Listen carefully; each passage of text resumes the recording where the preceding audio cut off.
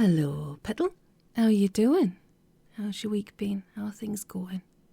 It's a bit crazy today, apparently, by all accounts, because there's global outages due to Microsoft and whatnots, and crazy times we're living in, I think. So it's good to have that little bit of escapism and just get down to some good old reading and listening and literature and stuffs.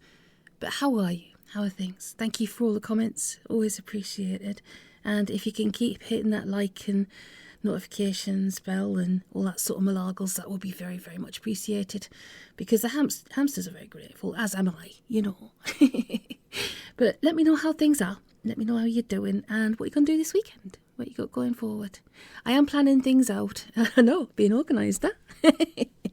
But as I said, there's a lot going on right now. So I need to be. I generally am. I generally am really organised. I know I come across as really ditzy, and that's okay. That's fine, because I can be. It's kind of like a case of work-wise, I'm very strict and professional. But socially, I'm an absolute nerd. And it's kind of like I'm an introvert, so, you know, kind of like having that conversations and chattering on. That's why you get all the whiffle, you see. So I either say out or I just whiffle on. How about you? Tell me. Anyway. What we've got today is Chapter 7, Faust Among Equals. I have got a bit of a dodgy throat again, I'm really sorry. But things are getting looked into and sorted out. So, you know, got other stuff going on as well. And it's just, at the moment, just having a full MOT, as it were, you know? So let's do the thing, though. Chapter the 7, Faust Among Equals, by the beloved Mr. Thomas of Holt. There was, of course, only one course of action open to Lucky George after the Battle of Amsterdam. Retribution. Immediate, savage, and on a sufficient scale to convey the magnitude of his displeasure. Not that he minded. Not one little bit. As soon as he had thanked his old college chums, therefore, and caught the first available flight to his next port of call, he settled down and worked all the details out in his mind. Then the first intimation that the members of all the governments of all the nations of the earth had been turned overnight into farmyard animals came from the BBC Radio News, with its crack of dawn summary of yesterday's proceedings in Parliament. Being a radio broadcast, there was no visual confirmation, and at first the grunts, squeals, clucks, squeaks, meows and moos were interpreted as the combined effort of atmospheric disturbance, a fault on the line somewhere. Narrator's note, how prudent is this? With today's events. I'm sorry, but jinx. Anyway, back to the story. A fault on the line somewhere and the full and free exchange of views in the most highly respected democratic forum in the world. It was only when the breakfast television pictures started to come through that anyone was able to bring themselves to put a more logical interpretation on the data. Toast-crunching news addicts were greeted with footage of the pleasant green lawn-cum verge outside the House of Commons, where the House was dividing on the third reading of the Finance Bill. The doors opened, and what can only be described as a flock shambled out, led by an extremely old, indifferent-looking sheepdog in a full wig. The flock divided. The goats wandering into one lobby, the sheep into the other. After the tellers had done their work with their customary speed and efficiency, the sheepdog sat up on its hind paws, waggled its tail, and proclaimed that the mares had it. Simultaneously, in Washington, D.C., an old grey mule opened the day's proceedings of the Senate by eating the order papers and kicking the barker of the House with his offside rear hoof. In the Knesset building, the rows of seats were empty, and the elected representatives present wheeled and banked under the ceiling as the hawks tried to catch up with the swifter but less agile doves. This was at about the time when the German parliament adjourned for swill, oblivious of the fact that across the border in France, the nation's leaders had abandoned a crucial debate on the economy to chase a catnip mouse around the boiler room.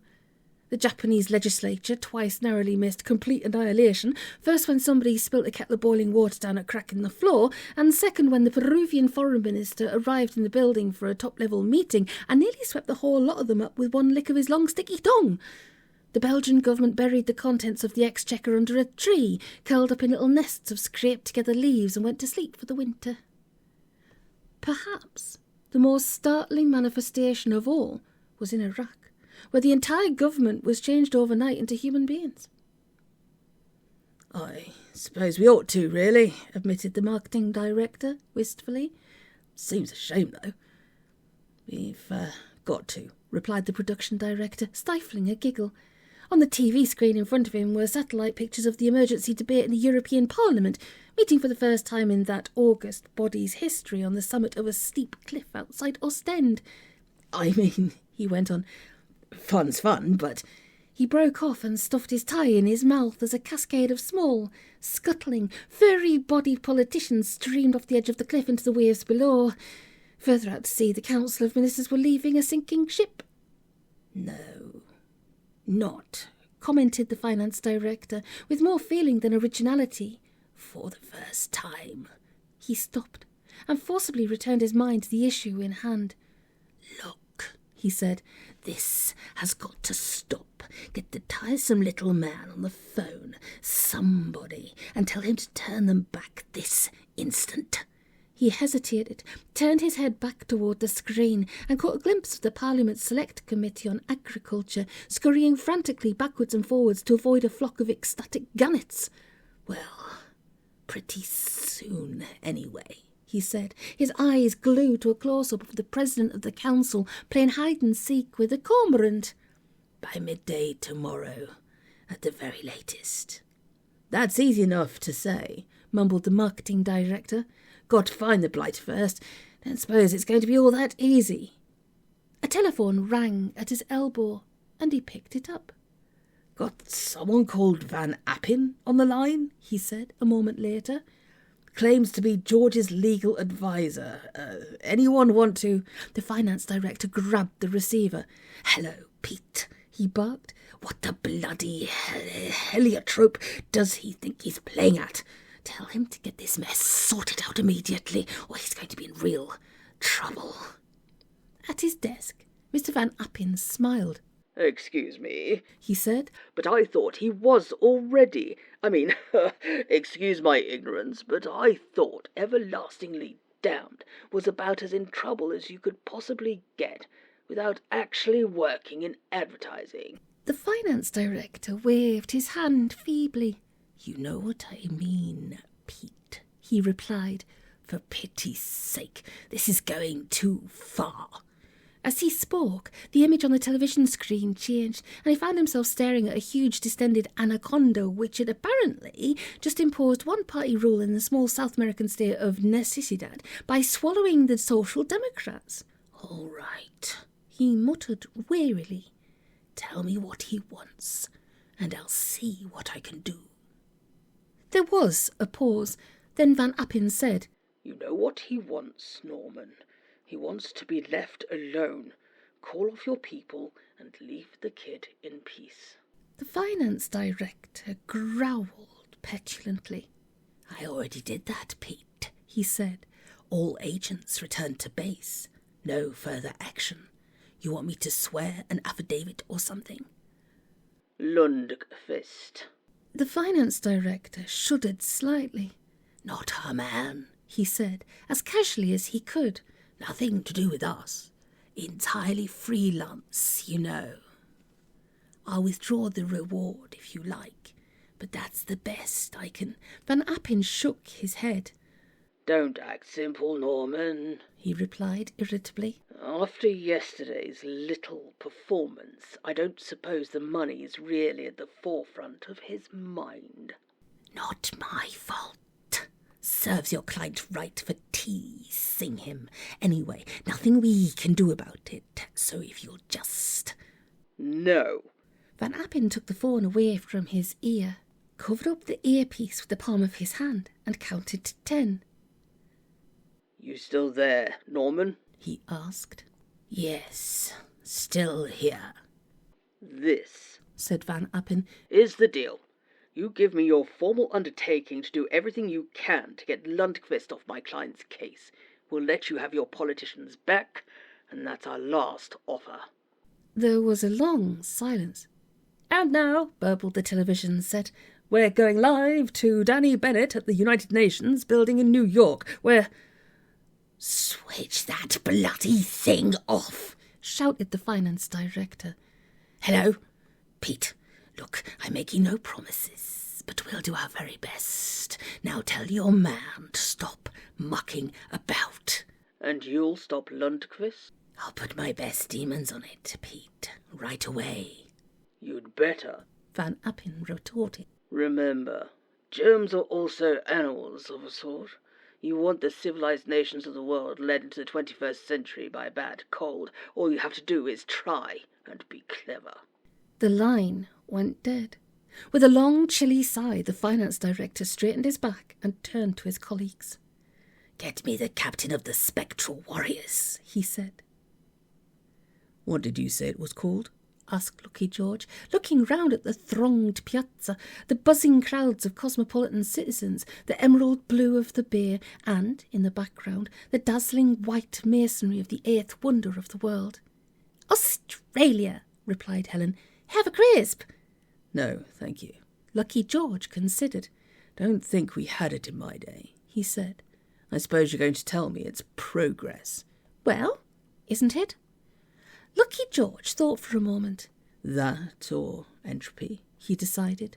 You know, the older I get, the harder I find it to tell them apart.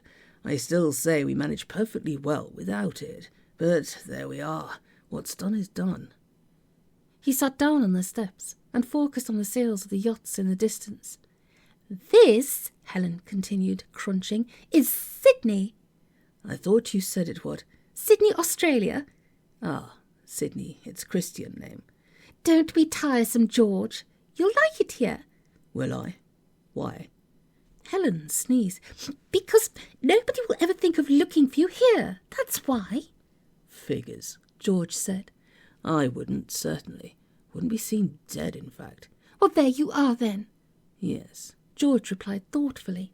Here I am. Indeed. Do they have food in Australia?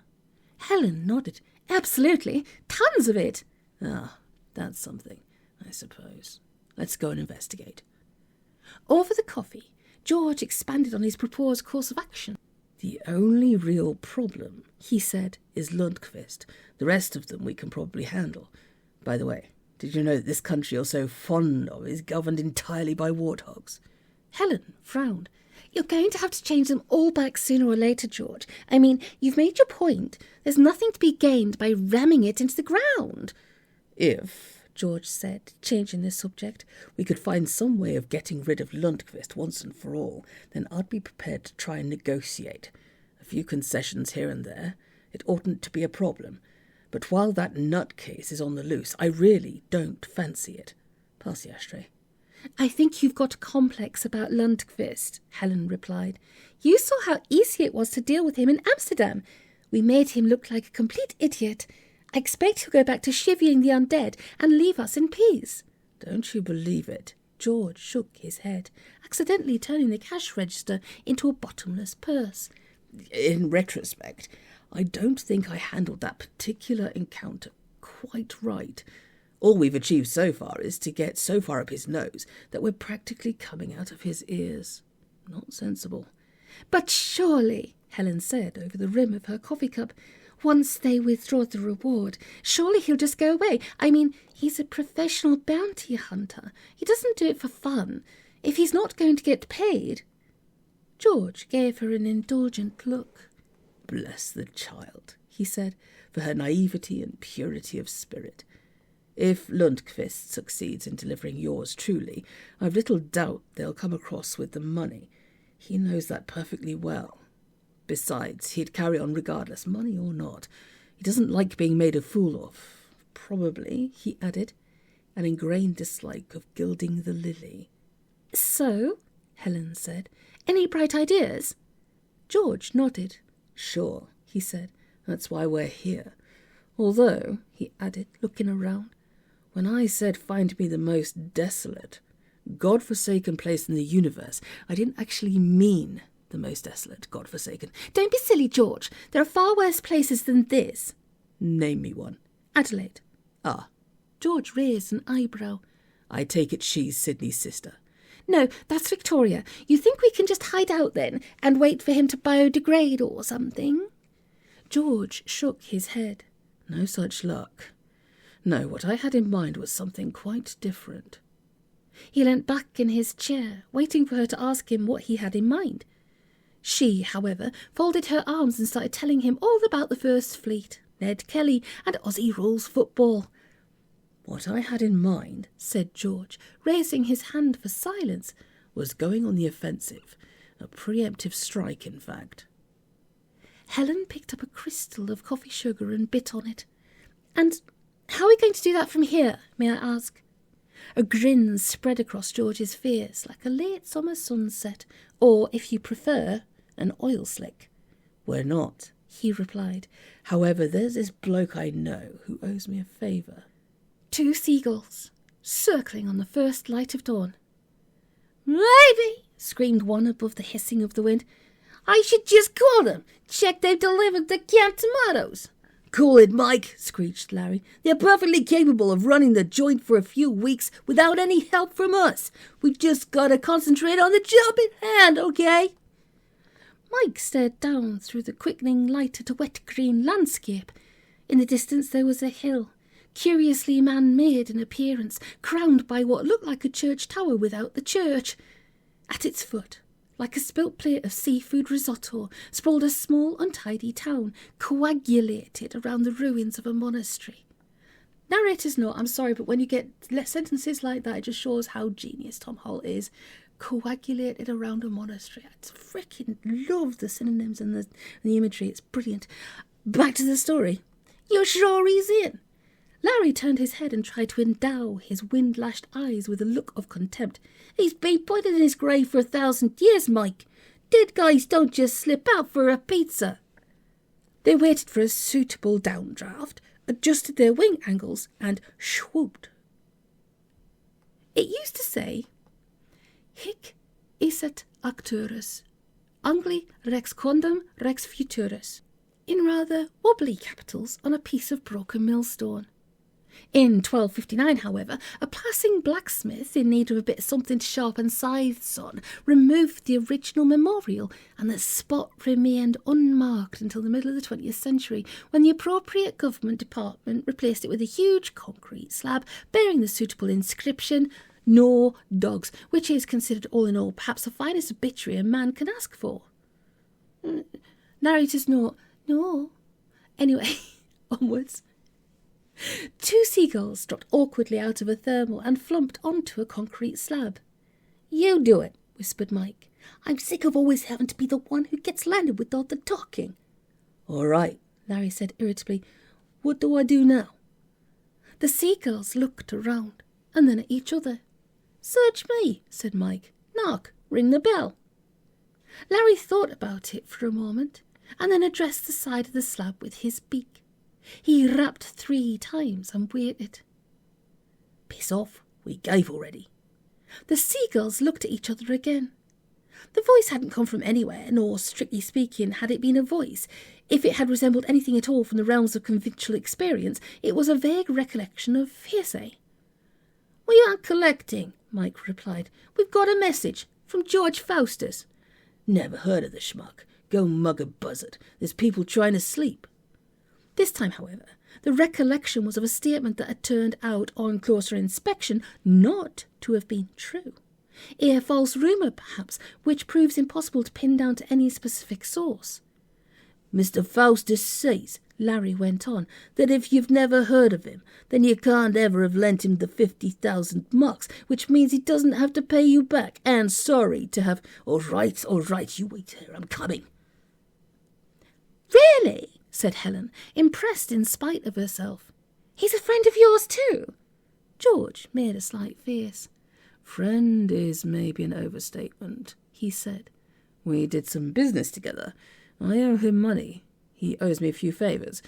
No, I guess friend is okay, on reflection, just so long as you leave out the affection side of things. Gosh! Helen dabbed powder on her nose and put the compact away. And did he really have a round table full of knights and a magic sword and a holy grail and all that? George nodded. Sure thing, he said. Brilliant camouflage, he added. Helen looked up at him sharply. Camouflage? Naturally. What else? An idea struck him. You didn't think all that stuff was for real, did you? Helen nodded. Insofar as I believed he existed, she added. George laughed. Strictly for the customers, all that, he said. Sure, Arthur was the best king Albion ever had. Absolutely marvellous administrator. Had the rivers running on time, that sort of thing. But you don't manage that just because you've got a few hundred idiots in steel long johns on the payroll. You don't? Course not. He turned his head and smiled. Immediately the waiter brought him the bill, which shows just how unimaginably powerful George's magical powers were. Think about it. If you want to conquer inflation, revitalise the moribund standing stone circle industry, eliminate racial tension between the wee folk and the nixies and the inner toadstools, and stabilise the magic ring against the Deutschmark, what you need is sound fiscal policies, not a bunch of brainless pillocks on horses and an overgrown letter opener that glows in the dark. Damn it, you don't drag a whole nation kicking and screaming into the Dark Ages without a firm grasp of the principles of revenue management. And that's what Arthur had. That, he added, with an unwanted tang of respect in his voice, is why they called him the once and future accountant. A reputation like that, it's something you've got to earn. Believe me. Oh, there was just the tiniest hint of disappointment. Disillusionment, even, in Helen's voice. An accountant? How unspeakably romantic. Yes, George replied, and that's why he's just the man we need. Say what you like about accountants, narrators know I have got a lot that I could say about accountants, specifically seeing as it was, the first real career I had. I digress. Back to the story. Finished? Good. Say what you like about accountants. For clarity of thought and an ability to get to the heart of the matter, they have few rivals.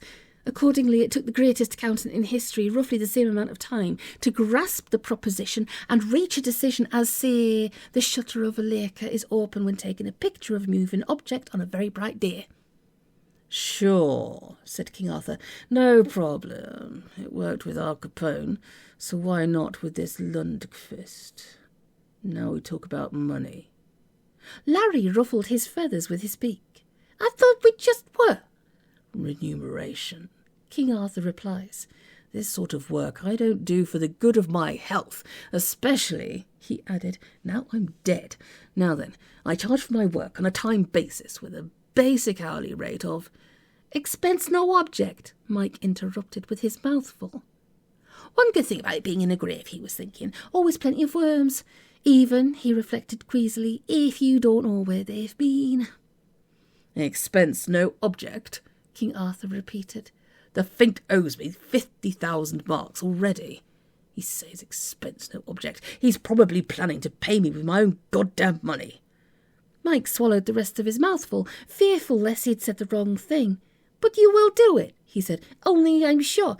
Of course I'll do it, grumbled the once and future king. Son of a bitch owes me 50 grand. Naturally I'll do it, or when will I ever see my money again? That George, he sure understands economics. He's got a lawyer. Van Appen of Amsterdam, said Larry.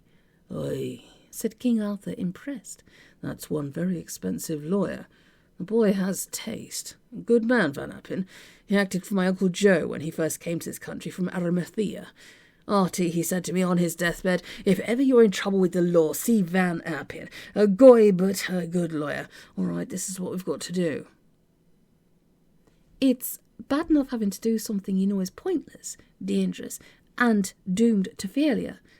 Having to order your subordinates to do it with you when they're pointing out forcefully just how pointless, dangerous, and doomed to failure it is makes being eaten alive by ants seem like the height of sybaritic luxury. It'll be a piece of cake, muttered the captain of the spectral warriors, keeping his voice down. We go in, we nick him, we leave, no problem. 2 pairs of coal red eyes glowed their hostility at him in the pitch darkness of the sewer. You said that, remarked number 2, the last time. And the time before. The captain winced. That was different, he said. Freak accident, that was. Nobody could have known. Somewhere in the darkness, water dripped. There are many, many strange and unexplained noises in a sewer, and number 2, who had seen all the Mutant Turtle films, was more than usually edgy. Happened though, didn't it? So it could happen again. All 3 sat in silence, recollecting the image of that horror. It should have been a routine job. Take possession of a human body, the owner having failed to keep up the payments, and terrorise the local community with acts of demonic, hellish horror. It had, however, gone quite flamboyantly wrong. I mean, said number 2, breaking the silence like a rock thrown into a stagnant, scummy pool. double booked. Never again, I said. Not if they offered me a seat on the board. I was terrified. I keep telling you, the captain snapped, they weren't real devils. The people were making a film. It was all special effects. I know they weren't real devils, replied number 2 with venom. Real devils would have been all right with real devils. They'd have been in the Union. Those bastards in there. It was horrible. I've never seen the like. All right, we needn't go into all that. Screaming and haunting and rushing about with hideous worm-eating faces and all that stuff. I had to sleep with the light on for weeks afterwards. Well, said the captain firmly, there's no chance of that happening this time, is there? The worst that can happen to us. Go and arrest Kurt Lundqvist. Number 2 interrupted relentlessly. Yeah, worst that can happen to us is they scoop us up and take us home in a jam jar. Well, you can tell whoever it is who... Quiet! The captain sat on his heels, straining for the slightest sound. It came. The signal. 3 knocks. Right, move it out. I'll go first. Stay right behind me. He poked his head up into the mouth of the pipe, took a deep breath. Being a spectral warrior, he had no lungs, but somehow it always made him feel better, and he started to wriggle his way up. His 2 henchmen followed, grumbling on the threshold of sound as they squirmed. A few minutes later, the captain's head popped up through the sink trap in Kurt Lundqvist's kitchen. Having paused to make sure the course was clear and lever a squash peeing a horribly limp tube of macaroni out of the path and with the shaft of his ice axe, he scrambled out, looked around and hissed, "All clear. Come on, we haven't got all damn night." "It's really yuck down there," snarled number 3, hauling himself out and wiping himself against a pair of rubber gloves behind the plate rack. "And they don't issue us with protective clothing or anything. If we catch anything nasty, we could sue." They abseiled down from the sink to the floor. It was a long way, and en route, number 2 was at pains to point out to his companions that he suffered from vertigo. By an error of judgment, they all landed up in a saucer of milk left out for the cat. "He's got a cat," said number 2, as he lay gasping on the rim of the saucer. "Wouldn't have thought he's the type somehow." "Wasn't in the briefing," admitted the captain. "Now then, who's got the transformer? Better get ourselves back to our proper size quick before the bloody cat wakes up." Pause. I said, who's got the transformer? Long pause. During this pause, if the perceived length of time passing correlates in any way to objective criteria, time is recorded by a clock, for instance, you could have built the pyramids and watched them fall down. "Fine," said the captain. "We've forgotten the transformer. Never mind. We'll just have to cope. Follow me." It was probably the noise made by number 3 walking into the foot of the vegetable rack and dislodging a potato that woke up the cat. Either that or number 2 tipping over a grain of spelt sugar. Details are not important. What is germane to the issue is that the cat woke up, pricked up its ears and jumped out of its basket, its tail lashed. For a cat, it had a highly developed sense of cultural integrity, and as a rule there were no mice in the house. This led to frustration, self-doubt, crises of identity, and long periods of black depression, when it would sit motionless at the top of the stairs, waiting to be sent to the newsagents to collect the paper in its mouth. Now at last, it seemed, the mice had arrived. Destiny called. "Skip." "Shut up, Vern." "Yes, but Skip, there's something big and horrible over there watching us." "It's just your imagination, Vern. Now shut up," and the cat sprang. It was not a classic spring, the head a trifle too low perhaps, the forepaws not completely extended, the back not quite unflexing like a longbow at the moment of release, but it was the best the cat could do at short notice, being out of practice, and more than a little overweight, and it reckoned it would probably do. There was a thump and a squeak. "Hold on, Vern, I'm coming." The captain drew his revolver and sprinted back to be confronted with a nightmare mass of convulsed fur, a waking horror of green eyes and teeth like ploughshares. He stopped, raised his arms and fired 3 times. Now, you shrink a revolver, even a Smith & Wesson 686 down to 1/72 scale, and the noise it makes on firing is slightly less deafening than a grain of rice falling 2 inches onto a cushion. Its effect on a healthy cat is of the same order of magnitude. Chances are I didn't even notice. Number 3 was, however, making a pretty good fight of it. By virtue of his being about the size of a small spider and reasonably agile, he wasn't the easiest thing in the world to catch hold of with non-prehensile paws. Attempts to swat him were foiled by the rapidity and random nature of his movements. The deciding factor, however, was the fact that he kept yelling out blood-curdling threats in cat language, which all demons speak fluently, which the cat couldn't help but be intimidated by. This pantomime had been going on for quite a while, when suddenly the kitchen was flooded with light, and a slipper the size of the Flatiron Building planted itself within a few millimetres of where the captain stood, rooted to the spots. "Fluffles!" boomed a voice high up in affinity. "You goddamn crazy cat! What do you think you're playing at? Get out of it!" Fluffles rose in mid-swipe, horribly self-conscious, as if he'd been discovered at an all-night catnip party without his collar on. He tried to explain, but his vocal cords jammed and all that came out was meow. "You dumb bastard!" The boom went on. "You've knocked over your Milky. Here, it's back in your basket for you." A hand like the hand of God scooped up the cat and vanished with it. The 3 spectral warriors crawled into the gap between the bottom of the fridge and the floor and lay there, shattered. The light went out. "Okay," said the captain, 5 minutes or so later. "I thought we'd had it there, lads, didn't you? Narrow scrape, I thought. Still, you've got to laugh, haven't you? Or where would we all—" "That was him, wasn't it?" "Maybe," replied the captain. "I'm not committing myself till we get a closer look, but provisionally—" "You want us to arrest him?" "There may be some unforeseen technical glitches, but—" "Forget it. I'm going home now." With which, number 3 drew himself up to his full height and walked away. Unfortunately, he went in the wrong direction. He didn't realise this until he bumped into something, which happened to be the back of the electric plug. A word of explanation. Lundqvist's flat was last rewired many years ago, and in places the wiring is a bit dicky. Thus, when number 3 bumped into the back of the plug, he came into contact with 4 millimetres of uninsulated live wire. Zappo. The immediately perceptible effect was the fridge falling over on its side, crushing the kitchen table. It did this because a 6'4" man had suddenly materialised underneath it. "There," said the captain, slightly unnerved but triumphant. "Told you we'd cope, and we did. All we had to do was bodge up a substitute transformer and—" The rest of his remarks were lost as he instantaneously went from 25 millimetres to 6'7", landing up lying heavily across the remains of the pedal bin. Number 2 joined them a moment later and came to rest on top of the cooker.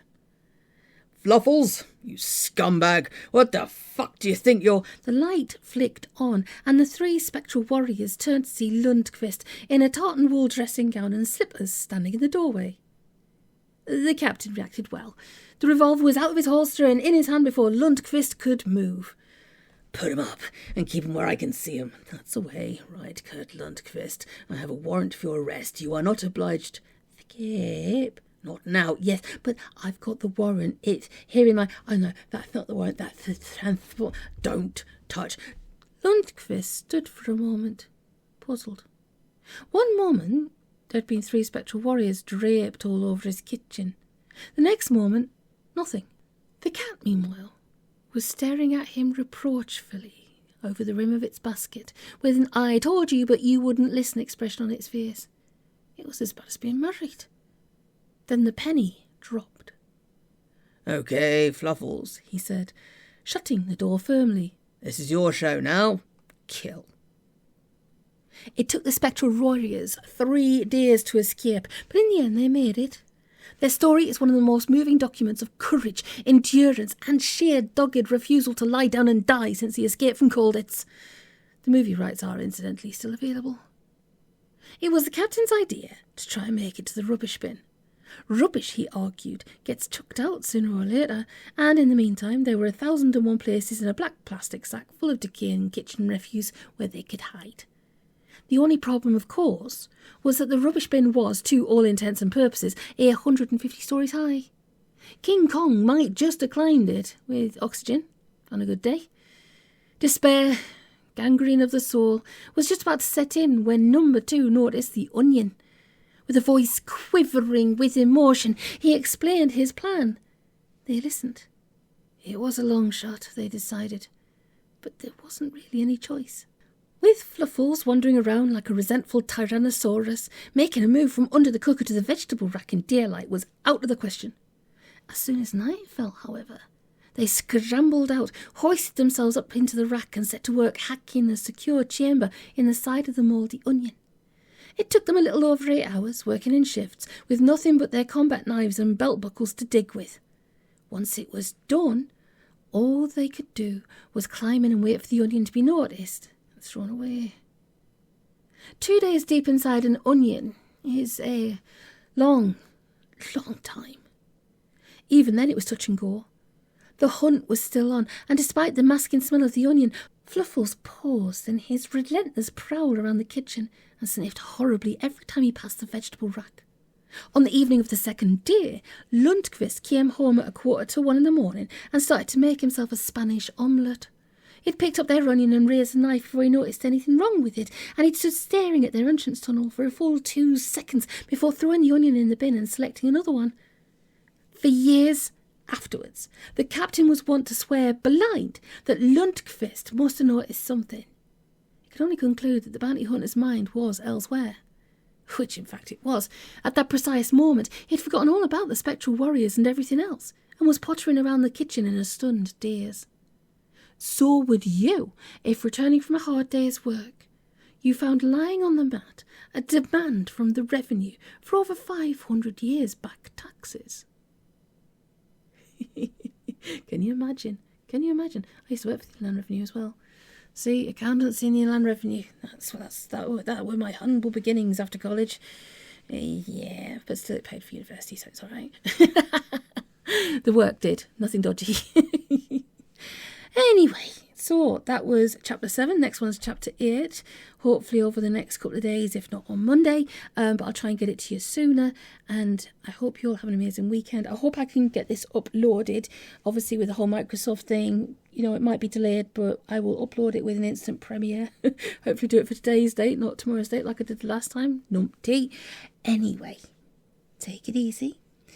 Look after yourselves. Get lots of good rest. Have an amazing weekend.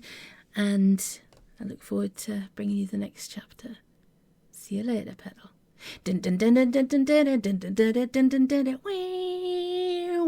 I really must stop using that one. We will mend it, we will fix it, we will stick it with scissors and glue. See you later.